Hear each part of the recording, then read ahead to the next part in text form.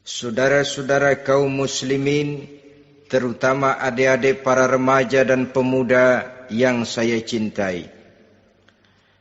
Apabila seseorang akan membangun rumah, tentu saja dia akan mengadakan beberapa pilihan.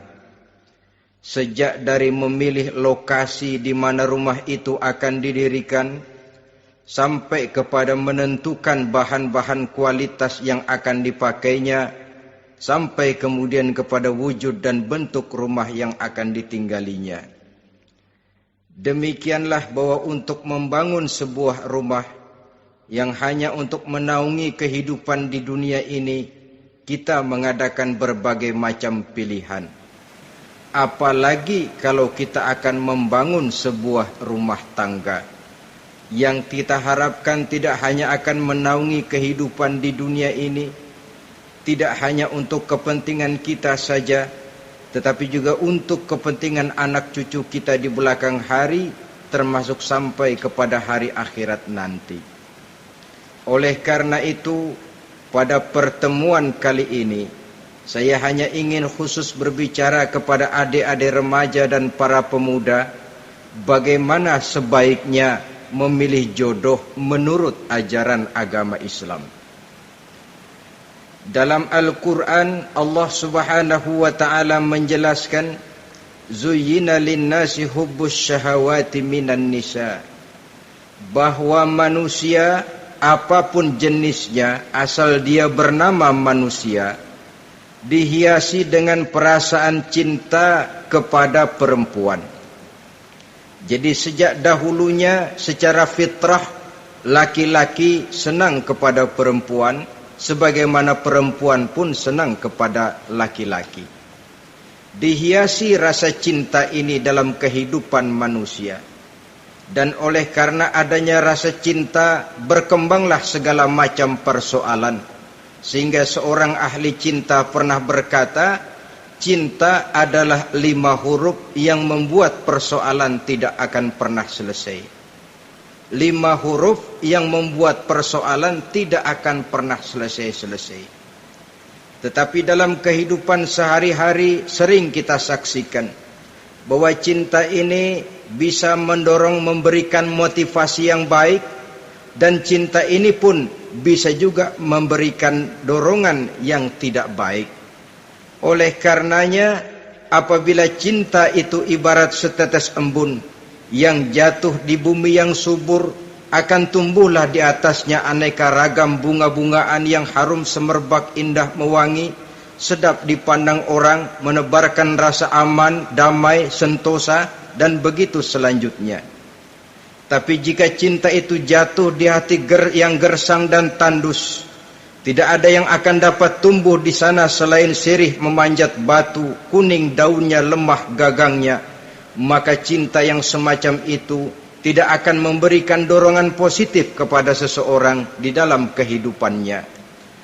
Maka lebih dahulu kita akan membicarakan cinta dalam artian yang positif ini, untuk nanti sampai kepada perempuan yang bagaimana yang harus kita cintai, atau laki-laki yang bagaimana yang harus dicintai oleh seorang perempuan.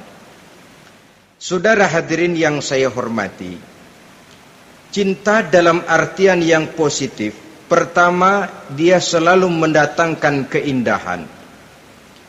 Yang kedua, cinta itu memberikan energi atau semangat untuk berjuang.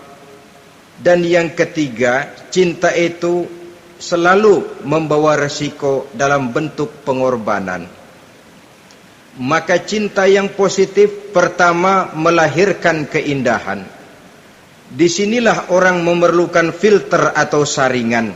Sebab keindahan yang didasarkan karena cinta itu merupakan satu keindahan yang relatif saja. Boleh jadi karena indah orang jadi cinta, boleh juga jadi karena cinta segala sesuatu terasa jadi indah. Namun bagaimanapun juga, kalau hati sudah diliputi oleh rasa cinta, segalanya akan terasa menjadi indah. Cinta itu adalah keindahan. Yang kedua, cinta itu energi, melahirkan dorongan dan semangat. Yang lemah bisa menjadi kuat, yang takut bisa menjadi berani, yang jauh jadi terasa dekat. Itu semua karena dorongan cinta. Dan dari energi ini lahirlah yang ketiga, bahwa cinta adalah pengorbanan. Sehingga orang berkata, berani bercinta artinya harus berani berkorban. Takut berkorban, jangan bercinta. Kalau cinta ini kita salurkan kepada nilai-nilai agama umpamanya, yang pertama, cinta mendatangkan keindahan. Kita cinta kepada agama, maka apapun yang diperintahkan oleh agama akan terasa menjadi indah. Solat akan terasa menjadi indah. Puasa terasa menjadi indah. Zakat terasa menjadi indah. Jihad pun akan terasa menjadi indah. Persis kalau kita cinta kepada seorang gadis. Jika kita cinta kepada seorang gadis, apanya saja akan kelihatan menjadi indah. Jalannya terasa indah, lenggang-lenggoknya terasa indah, suaranya merdu padahal cemprengnya bukan main. Seluruhnya akan mendatangkan keindahan karena dasarnya sudah cinta. Cinta membawa kepada keindahan. Yang kedua, cinta itu melahirkan energi. Orang yang cinta kepada agama akan lahir tenaga dan semangatnya melaksanakan ibadah, melaksanakan puasa, melaksanakan zakat, melaksanakan solat, melaksanakan haji, bahkan melaksanakan jihad sekalipun.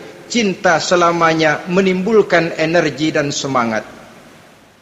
Sama saja dengan kita apabila jatuh cinta kepada seorang gadis, walaupun rumahnya jauh, katanya, gunung pun akan kudaki, lautan pun kuseberangi. Untuk apa itu? Untuk menemui apa yang kita cintai. Cinta selamanya melahirkan energi. Capek tidak terasa, lelah tidak terasa, semuanya tertutup oleh keindahan yang bernama cinta. Lalu yang ketiga, cinta membawa pengorbanan. Apabila kita cinta kepada agama, maka pengorbanan terhadap apapun yang diminta oleh agama, baik itu pengorbanan waktu, tenaga, pikiran, harta, bahkan pengorbanan nyawa sekalipun, kita tidak akan berat melaksanakannya karena cinta kita kepada agama yang kita anut ini. Demikian juga cinta kita kepada seorang perempuan akan membuat kita rela berkorban. Apapun yang dia minta, jangankan kita tidak mampu, jangankan kita mampu, kita tidak mampu sekalipun, kita masih berusaha untuk mampu guna memenuhi tuntutan si buah hati belahan jantung. Kadang-kadang malam minggu si doi ngajak nonton, umpamanya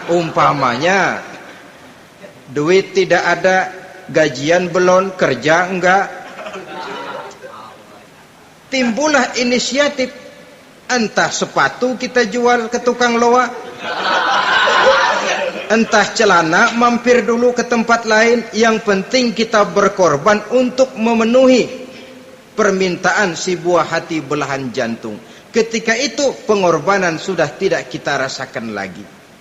Bahkan pengorbanan yang paling pedih sekalipun, dalam gurau, dalam bercanda misalnya, dicubit kita oleh kekasih kita, pedih bukan main, terkelupas kulit, mengalir darah, bukan nangis, nyengir.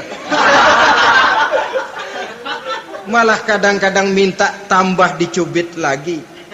Itulah romantikanya cinta, sanggup membuat orang berkorban, melahirkan energi dan semangat, menambah keindahan dalam kehidupan, sepanjang dia dalam artian yang positif.